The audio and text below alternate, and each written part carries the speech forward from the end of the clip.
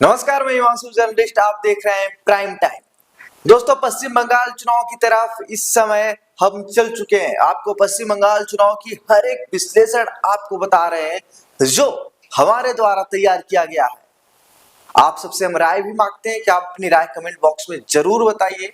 लेकिन आज आपको बताएंगे कि पश्चिम बंगाल चुनाव से पहले वहां का मतुआ समुदाय चिंता में क्यों है, उसकी चिंता क्यों बढ़ गई है और मतुआ समुदाय को भरोसा दिलाने की बीजेपी कोशिश बार बार क्यों कर रही है, आज आपको ये भी बताएंगे। और उससे पहले आपको बताएंगे कि मतुआ समुदाय कौन है, एसआईआर से चिंता क्यों बढ़ी है, क्या मतुआ समुदाय की नाराजगी का असर बंगाल के अंदर बनने वाली सरकार पर होगा।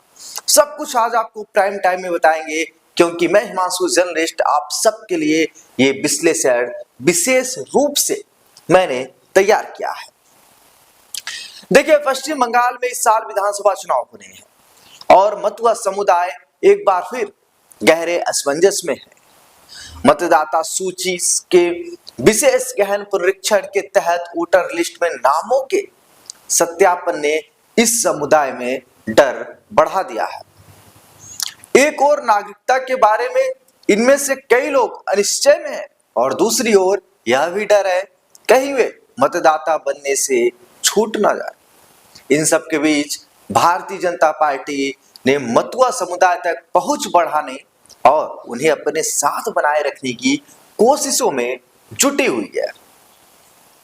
देखिए, मतुआ समुदाय को बीजेपी के लिए एक अहम मतदाता आधार माना जाता है। हालांकि चर्चा यह भी हो रही है, क्या नागरिकता संशोधन कानून सीएए और अब एसआईआर की प्रक्रिया ने उनके भरोसे को डगमगाना शुरू कर दिया है। आखिर अब आपको हम बताने जा रहे हैं दोस्तों कि मतुआ समुदाय है कौन। आप सब सुनते होंगे कि मतुआ समुदाय, आखिर ये मतुआ समुदाय है कौन और एसआईआर से चिंतित क्यों है, आइए आपको हम ये बता रहे हैं। देखिए, पश्चिम बंगाल की करीब 15 विधानसभा सीटों पर मतुआ समुदाय का प्रभाव है और आप समझ रहे हैं 15 विधानसभा मतलब सरकार को इधर से उधर करने में काफी है। मतुआ समुदाय की ऐतिहासिक परिस्थितियां इस डर को और भी बढ़ा देती हैं। मतुआ जो है एक प्रमुख अनुसूचित जाति समुदाय है। यह समुदाय मूल रूप से पूर्वी पाकिस्तान और बाद में बांग्लादेश से आए शरणार्थियों का समूह है। इन्होंने धार्मिक और सामाजिक उत्पीड़न के बाद भारत में शरण ली थी। पश्चिम बंगाल में इनकी आबादी का अनुमान लगभग 2 करोड़ तक लगाया जाता है। इसकी वजह से यह समुदाय राज्य की राजनीति में महत्वपूर्ण भूमिका निभाता है। पश्चिम बंगाल में एसआईआर के तहत ड्राफ्ट मतदाता सूचियों से 58 लाख से ज्यादा लोगों के नाम हटाए गए हैं।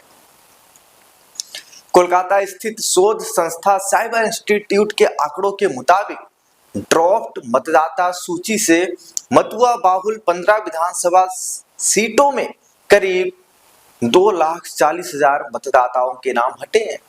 इनमें से करीब 40% के नाम मृत बताए गए। लोगों बड़ी संख्या ऐसे मतदाताओं की बताई जा रही है जिनकी पहचान अनमैप्ड के रूप में की गई है। अब आपको बताते हैं कि अनमैप्ड स्थिति है क्या, अनमैप्ड है क्या। बार बार सुनते होंगे कि अनमैप्ड पाए गए। देखिए, अनमैप्ड वह है जब किसी मतदाता का रिकॉर्ड किसी पते या मतदान क्षेत्र से सही तरह से जोड़ा नहीं जाता तो उसे अनमैप्ड कहा जाता है। इससे मतुआ समुदाय में मताधिकार को लेकर डर और गहरा हो गया है। लोगों को आशंका है कि अगर इस बार उनका नाम मतदाता सूची में नहीं आया और सीएए की प्रक्रिया में देरी हो गई तो उन्हें स्थानीय निवासी नहीं माना जाएगा। देखिए, उत्तर 24 परगना, दक्षिण 24 परगना, नदिया और उत्तर बंगाल के कई इलाकों में फैले मतुआ परिवारों का कहना है कि उन्हें अब भी यह स्पष्ट नहीं है कि उनकी नागरिकता की स्थिति क्या है। क्या वे 2026 के चुनाव में मतदान कर पाएंगे? ये स्थिति मतुआ समुदाय की है दोस्तों। देखिए, और मतुआ समुदाय के लोगों का दावा है कि वे पहले के चुनाव में वोट दे चुके हैं। मतुआ बाहुल इलाकों के लोगों से बातचीत के दौरान यह सवाल बार बार सामने आता है। अगर सीएए की प्रक्रिया अभी पूरी नहीं हुई है तो क्या उन्हें अस्थायी नागरिक माना जा रहा है? क्या उन्हें अस्थायी नागरिक माना जा रहा है? ये बड़ा प्रश्न है मतुआ समुदाय के लोगों के सामने। और मतुआ समुदाय, नागरिकता और बीजेपी ने चुनावी, देखिए, मतुआ समुदाय, नागरिकता और बीजेपी ने चुनावी वादे के तौर पर कहा था कि जो लोग दशकों से यहाँ रह रहे हैं और हाल के सालों में धार्मिक उत्पीड़न के कारण आए हैं, उन्हें सीएए के तहत नागरिकता दी जाएगी। इस बीच विधानसभा चुनाव से पहले सीएए की धीमी गति के बीच प्रधानमंत्री नरेंद्र मोदी, गृह मंत्री अमित शाह और पश्चिम बंगाल बीजेपी कई रैलियों और बैठकों के जरिए मतुआ समुदाय में बढ़ते असंतोष को शांत करने की कोशिश कर रही है। और वहीं ऑल इंडिया मतुआ महासंघ के संजय विश्वास ने एक मीडिया चैनल को बताते हुए कहा कि चुनाव से पहले प्रधानमंत्री और गृह मंत्री अमित शाह बातें कर रहे हैं, लेकिन जो वादा किया गया था वह पूरा नहीं हुआ। मतुआ समुदाय के लिए कोई समाधान नहीं निकल रहा है। हमारी मांगे साफ है, हमें नागरिकता चाहिए, सिर्फ बयानों से कुछ नहीं होगा। जिन लोगों के नाम मतदाता सूची में नहीं है वे इस बार वोट नहीं दे पाएंगे, उन्हें इस बात का डर है। और वहीं आपको बता दें कि संजय विश्वास के मुताबिक एसआईआर में बहुत सारे लोगों के नाम नहीं आए, जांच के बाद भी नाम नहीं आएगा क्योंकि लोगों के पास सभी दस्तावेज नहीं है।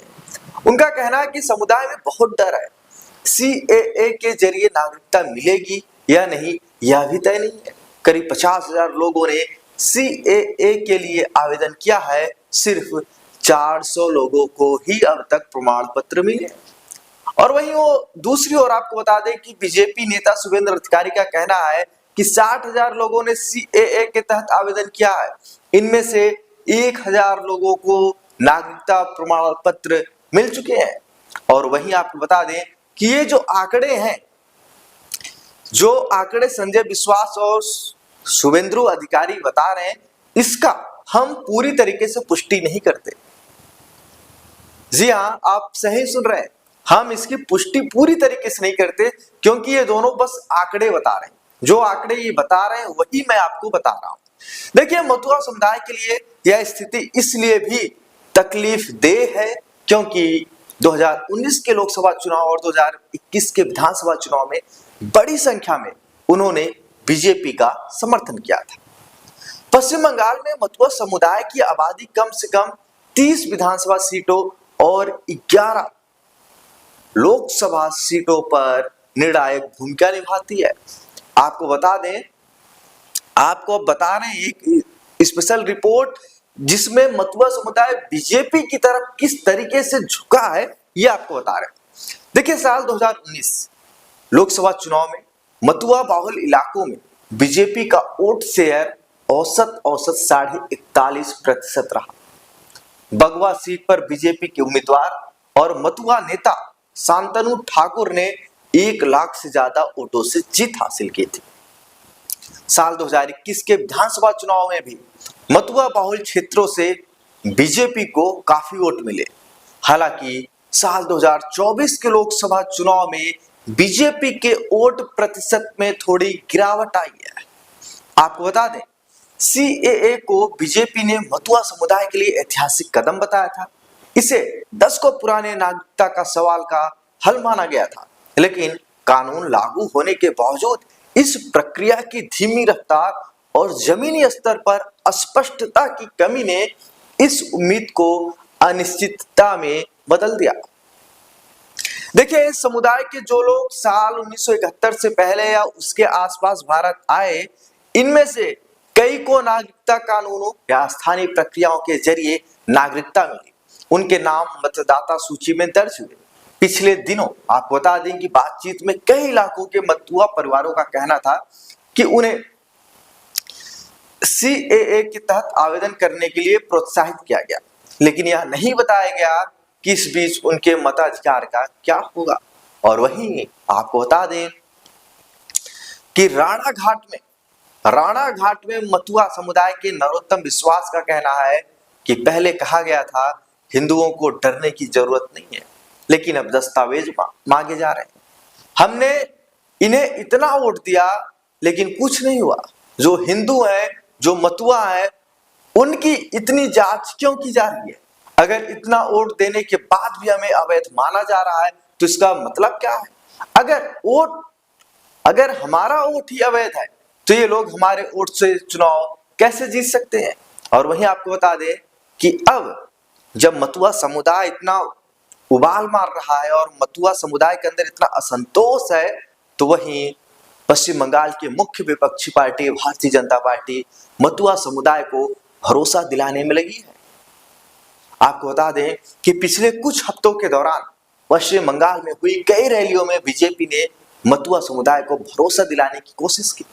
उत्तर और दक्षिण 24 परगना जैसे मतुआ बाहुल इलाकों को ध्यान में रखते हुए केंद्रीय गृह मंत्री अमित शाह ने सार्वजनिक मंचों से कहा, सीएए के तहत शरणार्थियों को नागरिकता दी जाएगी, किसी को भी डरने की जरूरत नहीं है। और वही अमित शाह ने यह भी कहा कि नागरिकता संशोधन कानून के बारे में फैलाया जा रहा डर वो गलत है। यह कानून किसी की नागरिकता छीनने के लिए नहीं बनाया गया है। हालांकि इन भाषणों में एसआईआर प्रक्रिया या मतदाता सूची से नाम हटने पर उठ रही आशंकाओं का कोई सीधा जवाब नहीं दिया गया, क्योंकि पीएम मोदी ने भी वेस्ट बंगाल की सभाओं में कहा था कि सीएए किसी की नागरिकता छीनने का कानून नहीं है, बल्कि यह उन लोगों को नागरिकता देने का कानून है जो सालों से अत्याचार झेलते रहे हैं। प्रधानमंत्री ने यह भी कहा कि जिन लोगों को नागरिकता का अधिकार मिलना चाहिए उन्हें हर हाल में मिलेगा। प्रधानमंत्री ने अपने भाषणों में एसआईआर या मतुआ समुदाय में वोट से वंचित होने की आशंकाओं पर कोई स्पष्ट टिप्पणी नहीं की। राज्य में आपको बता दें कि राज्य में विपक्ष के नेता शुभेंद्र अधिकारी ने मतुआ बाहुल इलाकों के लगातार दौरे किए हैं। वे स्थानीय बैठकों में दावा करते हैं कि मतुआ समुदाय मतलब मतुआ समाज को अगर अस्थायी समाधान कोई दे सकता है तो वह सिर्फ और सिर्फ भारतीय जनता पार्टी है। और वहीं मतुआ समुदाय में बेचैनी तब और बढ़ गई जब बीजेपी के केंद्रीय नेता लाल सिंह आर्य ने पश्चिम बंगाल में एक सार्वजनिक कार्यक्रम में कहा कि जो भी बांग्लादेश से अवैध रूप से आया है, चाहे वह किसी भी जाति या धर्म का हो, उसका नाम मतदाता सूची में नहीं होना चाहिए। इस बयान को मतुआ समुदाय ने अपनी नागरिकता और मताधिकार पर सीधा सवाल मानकर देखा। हालांकि पार्टी ने बाद में इन टिप्पणियों से दूरी बनाई और सफाई दी। और वहीं आपको बता दें कि बीजेपी के जो प्रदेश अध्यक्ष हैं समीक भट्टाचार्य ने एक न्यूज एजेंसी से बात करते हुए कहा कि पार्टी इन बयानों का समर्थन नहीं करती। यह भाजपा का आधिकारिक रुख नहीं है, क्योंकि भाजपा को पता है कि ऐसे बयान बीजेपी को सत्ता से एक बार फिर दूर कर सकती है। जी हाँ, मैं सही कह रहा हूं, बीजेपी को एक बार फिर से सत्ता से दूर कर सकते हैं, क्योंकि मतुआ समुदाय 15 से 30 विधानसभा और 11 लोकसभा सीटों पर अच्छा खासा प्रभाव रखता है। आपको बता दें कि मतुआ समुदाय का झुकाव पहले से ही बीजेपी की तरफ ज्यादा था। सीए के लिए कहना होता है कि नागरिकता बांग्लादेशी है। अगर नागरिकता बांग्लादेशी है तो अब तक वोट कैसे पड़े? ये लोग सिर्फ आश्वासन देते हैं, चुनाव के लिए कुछ और नहीं। मतुआ समुदाय को भरोसा दिलाने की बीजेपी की कोशिश लगातार है। वहीं आपको बता दें कि जो विश्लेषज्ञ हैं, जो बड़े बड़े विश्लेषज्ञ हैं, उनका यह मानना है कि मतुआ समुदाय का असमंजस इस साल जो मतुआ समुदाय के अंदर असमंजस है नागरिकता को लेकर, इस साल होने वाले विधानसभा चुनाव में असर डाल सकता है। आपको बता दें कि प्रतीची इंस्टीट्यूट के रिसर्चर ने एक मीडिया चैनल से बात करते हुए कहा कि मतुआ समुदाय बीजेपी के लिए एक मजबूत वोट बैंक रहा। नागरिकता संशोधन कानून के बारे में किए गए पुराने वादे के चलते उन्होंने पार्टी का समर्थन किया था। इस बार यह समर्थन बदल सकता है। आंकड़े दिखाते हैं मतुआ बाहुल इलाकों में बड़ी आबादी अभी भी अनमैप्ड है। उन्हें नागरिकता तो मिलेगी, लेकिन इसमें समय लगेगा। यह प्रक्रिया अगले कुछ महीनों में पूरे होने वाली है। आपको बता दें कि मतुआ समुदाय पूरी तरीके से इस बार पूरे विधानसभा चुनाव पर असर डालने वाला है। बीजेपी के लिए भी आसान नहीं होने वाली, क्योंकि बीजेपी से मতুआ समुदाय के कुछ वर्ग नाराज हैं। अभी तक उन्हें नागरिकता नहीं मिल पाई है। 50 से 60 हजार लोगों ने अप्लाई किया, लेकिन मुश्किल से 400 से लेकर 1000 के बीच में मिला है, जो पार्टी के नेता दावा कर रहे हैं। लेकिन मतुआ समुदाय के लिए यह चुनाव, और खासकर बीजेपी और टीएमसी के लिए यह चुनाव बहुत महत्वपूर्ण है। टीएमसी लगातार चौथी बार वापसी करना चाहती है, तो बीजेपी राज्य में पहली बार सरकार बनाना चाहती है। दोस्तों, यह विश्लेषण कैसे लगा?